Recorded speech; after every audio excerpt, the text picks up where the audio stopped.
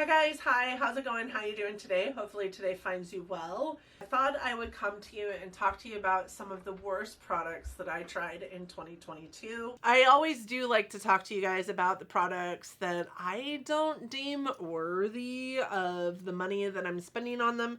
I don't have a very long list here, and I'm really happy that I don't have a very long list here. I didn't try very many products that I thought were complete duds over this last year. And that's great. That's amazing. So I hope that that sounds like something that you're interested in. Some of these are very very odd choices to have on this list, but I don't hear a whole lot about them. So I thought that you guys should hear a whole lot about them or at least my thoughts on them. If that sounds something like you're interested in, I hope that you keep watching. For those of you new here, hi, my name is Donna. I'm a lover of all things high-end colorful beauty and self-care. I also work in the beauty industry as a field leader for Ulta Beauty. Get a lot of education in my position. I'd like to bring you that education here on my platform, but ultimately, I just really like to talk about makeup. This is the third video about makeup I have filmed today, and I can't say that I'm any less happy to talk about makeup right now than I was filming the first video. I am a chatty channel. If you are looking for a chatty channel, you have found the right place to be. I kind of feel like I'm a kick in the pants to hang out with. I think people in the comment section would tell you the same thing. I do hope that you want to subscribe before you go. Stick around, enjoy the content that I bring to you 3 days a week here on my channel. And if this video is not something that you determine is all that in a bag of chips for yourself, I do have so many other videos on this channel for you to check out, peruse. I'm confident that you will find something that you love. So with that said, I do hope that you'll want to subscribe before you go. I love having you. Thank you for being here today. Let's jump into this video. So I was creating this content all year, right? Everything that I tried that I did not love, I wrote on this list. There's a couple things on here I'm like, what is that even? What is that? I mean, I think only one, actually. I don't remember what it is.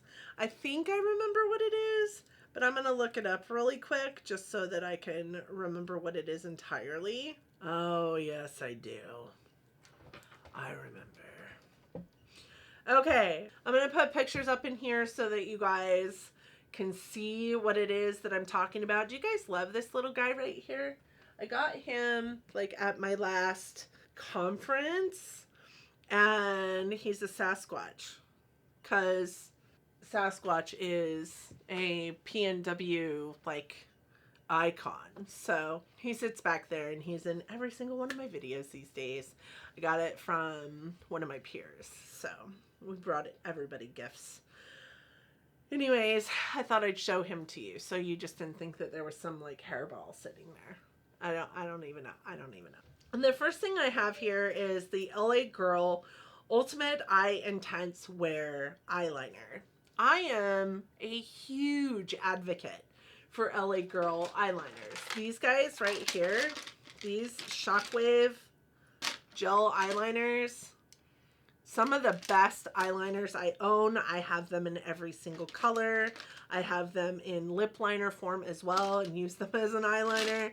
I have so many of them. Probably 12 of the 33 eyeliners I have in my collection are LA Girl Shockwave liners. And I thought that every LA Girl eyeliner should perform probably exactly how those perform. I couldn't have been more wrong. I was dead wrong.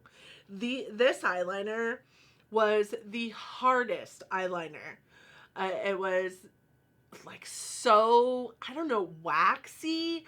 I don't know what it was. I felt like I was going over and over and over and over again on my waterline, trying to get any kind of pigment to show up on my waterline, to the extent that I made my under eyes down here raw because I was trying to get some semblance of pigmentation on my waterline from that liner. It was the most atrocious eyeliner I have tried in a very, very long time. So atrocious in the way that it was It was only $3. It's a drugstore item, maybe $4, maybe $5 tops. So, like, a lot of people, I hear a lot of people go, well, it's good for the price. That's not even good for the price. I saw 0 pigmentation from that pencil. My eye hurt from that pencil. It was a retractable pencil, and it was just not great. They do not make retractable pencils as well as they make the sharpenable ones. Just saying. Don't trust all of LA Girls eyeliners. That's all I'm saying. Tarte Ultra Creamy Shape Tape Concealer. I had high hopes for this concealer. This concealer, and let me just preface this by saying, I don't love concealers. Anybody who's been on my channel knows I don't love concealers. It's not my favorite thing on the planet, and I don't use it in the way, I don't use concealer like a lot of people use concealer. I hardly ever use concealer. But it came to me in gratis with the Tarte cloud coverage, and I loved the Tarte cloud coverage. And I thought, maybe this is kind of a cloud coverage-esque Shape Tape concealer. I hate Shape Tape. It is so drying on my under eyes, makes my under eyes look like I'm 900 years old, and my under eyes already have problems. I don't need something to exacerbate them, and I find that that's what Shape Tape does. This was no different. I mean, I guess it doesn't say that it's hydrating, but it definitely wasn't hydrating. Creamier, sure. I guess it was exactly what it said it was going to be, which was ultra creamy. It was definitely a creamier version of Shape Tape, but it was just as drying and just as aging as the actual Shape Tape concealer was for me. So I quickly put that into a Shop My Stash, used it as much as I ever want to use a Shape Tape concealer in my life, and then as soon as Shop My Stash was over, it got decluttered and went to my daughter. The next one I have on here is also an eyeliner, and it is the NYX Epic Smoke Eyeliner. This one was not nearly as bad as the LA Girl Ultimate Eye Intense Wear eyeliner. It wasn't hard to put on.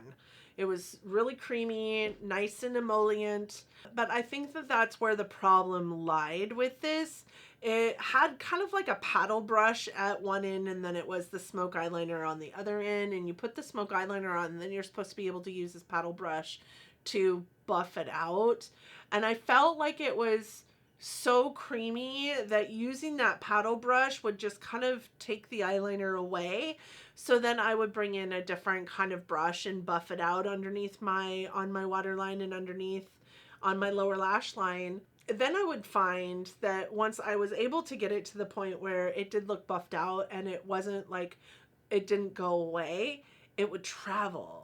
It would go wherever it wanted to go. I think I ended up with it on my cheekbone one day. Halfway through the day, I looked in the mirror and there it is on my cheekbone.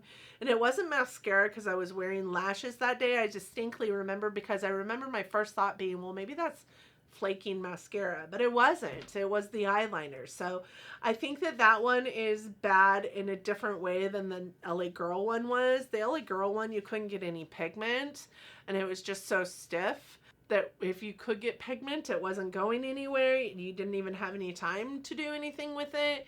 Whereas the NYX one, you were able to get pigment and it came off and it was perfectly fine as long as you didn't like move it. If you tried to move it, it would either go away or then it would move on its own later in the day. The next thing I have on my list is from Illamasqua, and Illamasqua isn't a brand that I have tried very much from, except for that comes to me through beauty boxes. And I think this item actually came to me through a FabFitFun. It's the Illamasqua Gel Sculpt. And I remember swatching it in my contour collection and declutter video and immediately decluttering it because there was absolutely no color. There was no color to it. It looked really, really dark. It was like almost black. But then you swiped it on your skin and it was like a balm, just like a clear like jelly balm that had zero color to it. And I remember somebody had said something in my comment section about that particular product. So I pulled it out of declutter and I tried to use it. It is the grossest, nastiest thing I have ever tried to contour with. Number one, there isn't any color to it. No matter how much of that product you put on, there isn't any color to it. The slight tint of color that it does have to it is more of like a bruise color than it is a contour color. And I understand that contour is shadowing and sometimes bruises look like shadows, but it looked straight up almost like purple. It was so sticky, so tacky. It never dried down entirely. It just wasn't a great product. And I have plenty that I like from Illamasqua. That just wasn't it. The next one was the product that I didn't remember. It is the Trusteeq Good Vibes mascara. So this was a mascara that came in BoxyCharm. And when it first came out in BoxyCharm, I don't remember whether I had it or not, but this is a mascara that my mom got in BoxyCharm and brought to me and gave to me. And I tried it out. It had a kind of an eyelash curler on top, and then you unscrewed it and the mascara wand was, you know, inside, kind of gimmicky to some extent, but I thought, oh, this is really cool because no matter where you're at, you can curl your eyelashes. Well, the eyelash curler was about this big and it didn't really have any bend to it. It was very straight. So if you were going to curl your eyelashes, number one, you were only going to get like a third of your lid space in that eyelash curler to begin with, and then it was going to curl not to the shape of your eye, right? So your eye is curled, which is why eyelash curlers come curled. This was straight, so like part of your lashes were curled at the root, whereas the other parts of your lashes were just curled at the end. It was awful. The most atrocious eyelash curler I had ever seen in my life. And then the mascara did nothing. I don't know if it even placed any kind of color on my lashes, if I'm honest with you.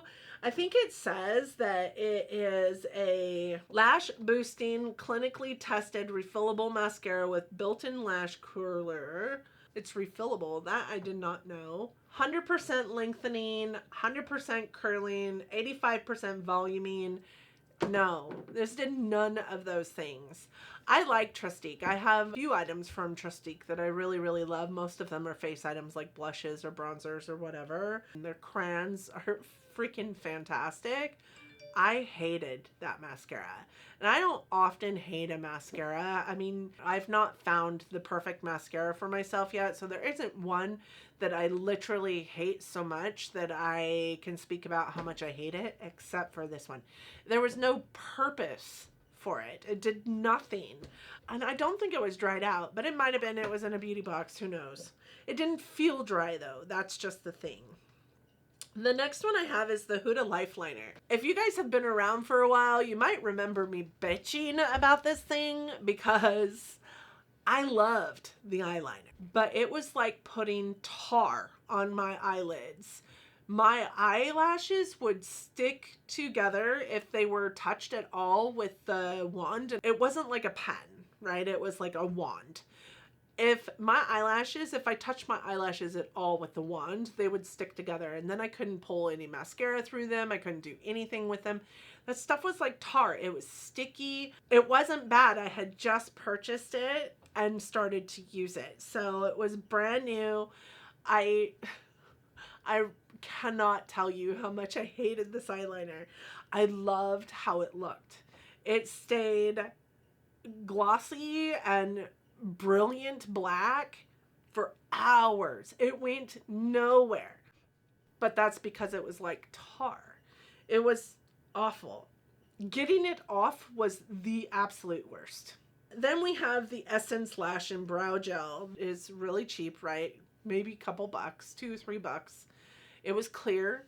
And I thought, oh, maybe I could replace my, $26 24-hour brow gel with this Essence Lash and Brow. I could also use it as a primer on my lashes. I swear to God, it was water in that Lash and Brow Gel. I swear to God, it was water. It did with like some cornstarch in it to make it thick because it did nothing. The container was clear, so you could see all the way through it. So I know that there was product in there, but it did absolutely nothing. I would put it into my brows and my brows would immediately fall. I would put it on my lashes and there was no remnants of anything being on my lashes. Like, I don't know what the purpose of this was, and I swear to God that what was in that product was straight up water. There was no stick factor to it. There was nothing that made any sense to me with that lash and brow gel. The next thing I have is the Studio Makeup Tinted Moisturizer. This was a tinted moisturizer that I had received from Ipsy, I do believe, or maybe an Ipsy Plus or a BoxyCharm at one point in time. And you know, Studio Makeup I'm not super familiar with, but I have received quite a few things from Studio Makeup in subscription boxes, so I believe that they're just a subscription box kind of product. And I have loved some of the things that I have received from them, but this was a tinted moisturizer in the shade Oat, and it sat on top of the skin and it never really sunk into the skin. So I didn't really feel like it was a moisturizer at all. I felt like it was more of it could have been marketed more as a primer, but the fact that it was tinted and the shade of it was Oat, like they sent me legitimately a tinted moisturizer, the like almost grayish shade of oatmeal, like cooked oatmeal. It was not the consistency. It was the consistency of a moisturizer, but it was the shade of oatmeal. And it was god awful because it sat on top of the skin instead of going into the skin. It was the most awful tinted moisturizer I've ever in my life tried. I also have on here the It Cosmetics Bye Bye Pores Pressed. This was a me thing. This really was a me thing. Early in 2022, I went through an It Cosmetics educational moment, right? I work at Ulta Beauty. I got a lot of education, especially in the things that I dabble in, which is all things boutiques and prestige and services. And this was a brand that brought us some education as, you know, field business leaders, and they talked so much about how awesome this It Cosmetics Bye Bye Pores Pressed was, how silky it was, how it felt amazing. So I bought it because I needed to try it, and it wasn't unlike any other powder that I have. It looked cakey on me, it felt cakey on me, it sat on top of everything. It didn't, like, I know that that's what powder is supposed to do, but I feel like this powder aged me, and it also was stark white. So it also took away any kind of color in my skin and made me look ghostly pale. My daughter liked it and she's kind of ghostly pale, so I gave it to her.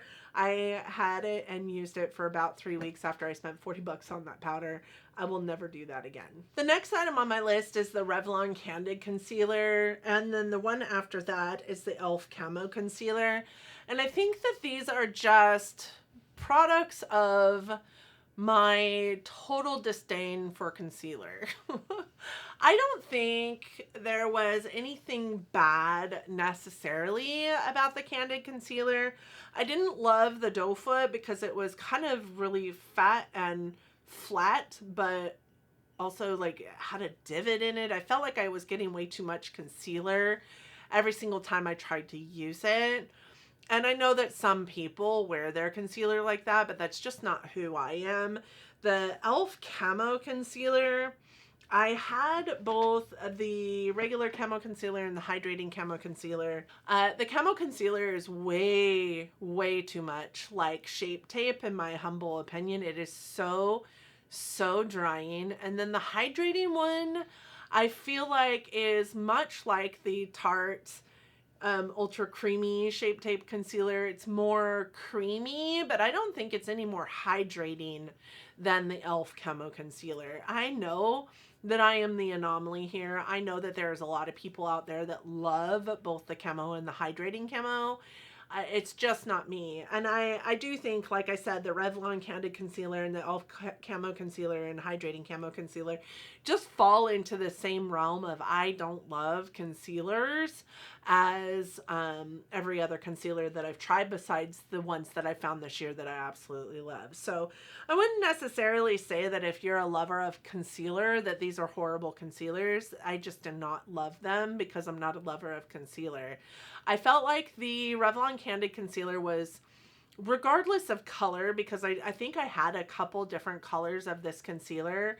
Regardless of color, I felt like it was really, really yellow, and I don't necessarily want a yellow concealer for myself. I feel like it makes my skin look very sallow to have anything that warm, especially on my under eyes. And then for the e.l.f. Camo Concealer and Hydrating Camo Concealer, I feel like I liked the consistency of those more than I liked the Revlon one, or even up to and including the Tarte one. I felt like they were a little bit more creamy and lighter weight than the other two, but they were really drying to my skin. Even the hydrating one wasn't ultimately, in my humble opinion, as hydrating as I thought it needed to be to use on my under eyes. What I will say about the hydrating one is that I did use it on my face, the parameters of my face and not necessarily my under eyes, and felt perfectly fine with using it in that way. But I didn't like the other ones at all. I also have on here the Oma Beauty Say What foundation, and I know that this is probably going to be controversial because I know a lot of people love it, but I just did not love it. I tried it with multiple different primers. I tried it with no primer. I tried it, built it up. I tried it during the winter. I tried it during the summer. I tried it in all kinds of ways, and I just did not love how this foundation looked on me. I felt like it sunk into my skin in the wrong areas, sat on top of my skin in the wrong areas. I also felt like it exacerbated every dry patch on my face, and I don't feel like it was supposed to be a matte foundation. Maybe I'm wrong, and maybe that's why I hate it so much, but I loved the consistency of it, and I loved that it wasn't as like full coverage as a lot of the new foundations that came out when it did were, but it was really, really liquidy, and I didn't 100% mind that. But I think that also is what lent to its downfall, in my humble opinion, because it supposedly had decent coverage, but it really didn't have coverage, and you had to really build it up. And if you built it up, then it looked horrible.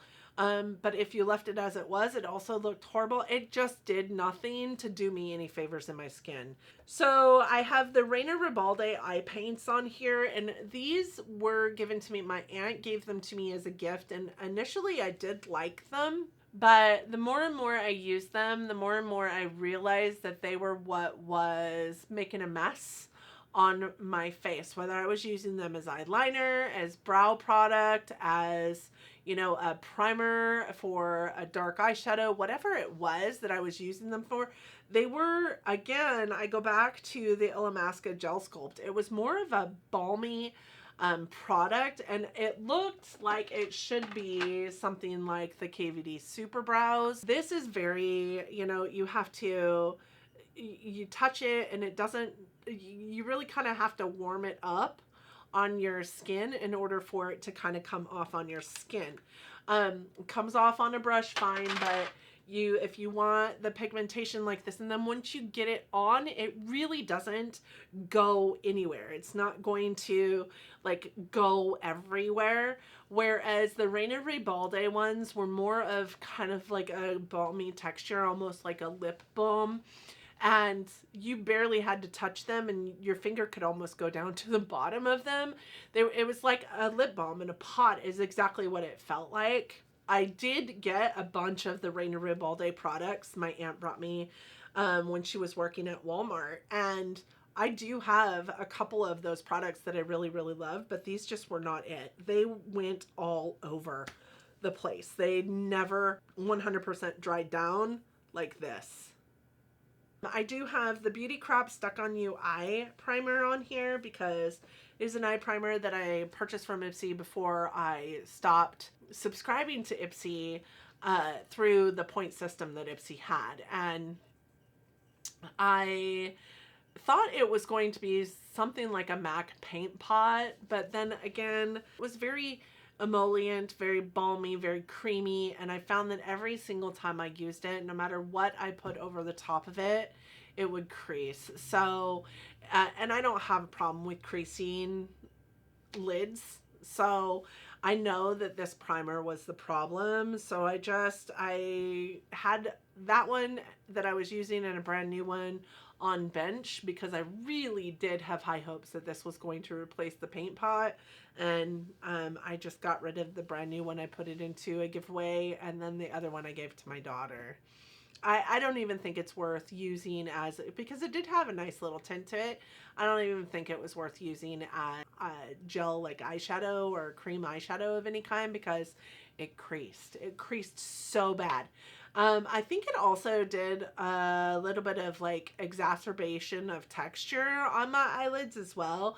Even the thinner it was layered on my eye, I felt like the more exacerbated texture there was on my eye, and I don't feel like that happens on my lid space. I feel like my lids are textured, sure, because I'm 46 years old, but they're not as bad as what that primer was not preventing, I guess, is where I'm going with that. The last thing I have on here is the most disappointing of the items because I was so excited to try this, and I have heard so many great things about this brand, but it makes me not want to try anything else from this brand. And maybe they made this just for the subscription box that it came in, but I was so disappointed in this product, and that is the Aether Beauty Moonlight Crystal Palette. You guys, I have heard so many great things about Aether Beauty, so many glorious things about, I mean, Khaki talks about Aether all the time. She has like 900 Aether Beauty products in her collection. Maybe not 900. I mean, that's an exaggeration for real. This Moonlight Crystal palette was awful. It is the only palette that I have ever done a palette roulette on and came back and said the quality of these shadows, the formulation of these shadows is shit. And that's just awful to me because I've heard such great things that makes me want to try more, but having tried that palette, I will never put another Aether Beauty product into my collection. I was so disappointed with that palette. The eyeshadows, there were 2 eyeshadows in that palette that were true mattes, and the rest were either satins or shimmers. And the true mattes didn't really show up on my skin, and they blended away to nothing on my eyelid. And then I also felt like you could use the satins as mattes with that palette, but I felt like using the satins as mattes in that palette would create a voiding. It did not play well with the other shadows it had in its immediate area. Like, you could not layer that palette. You could not build the colors. You could not, it was so difficult to make work. As a matter of fact, I'll put a picture of the thumbnail that I did for the video with this. Like, the eye look that I was working on was a beautiful eye look in theory, but the more and more color I tried to put into the eye look, the more and more the color just fell off my eyelid. I was so disappointed with this palette. It was like, the color story was right up my alley. I should have loved it. I was so excited to try it, and I hated this palette. So for me, because eyes is my favorite thing to do, and because eyeshadow palettes are the most exciting part of my, inventory as I see it, that was the biggest worst of 2022 for me. So with that said, that's it. That's all I have for you guys. I hope that you enjoyed the video.